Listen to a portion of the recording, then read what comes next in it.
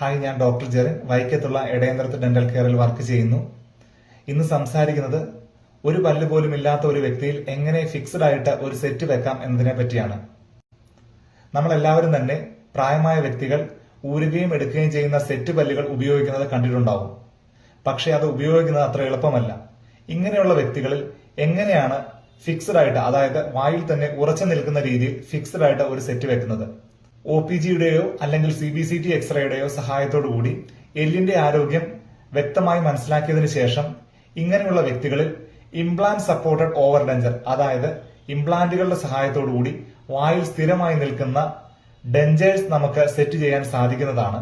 ഇത് എപ്പോഴും ഊരുകയോ എടുക്കുകയോ ചെയ്യേണ്ട ആവശ്യം വരുന്നില്ല. മാത്രമല്ല, എന്തെങ്കിലും ഒരു അത്യാവശ്യം വന്നു കഴിഞ്ഞാൽ പേഷ്യന്റിന് തന്നെയോ അല്ലെങ്കിൽ ഡോക്ടറുടെ അടുത്തോ പോയി ഈസി ആയിട്ട് ഇത് ഊരി മാറ്റാൻ സാധിക്കുന്നതും തന്നെയാണ്. അപ്പോൾ വീണ്ടും അടുത്ത വീഡിയോയിൽ കാണാം.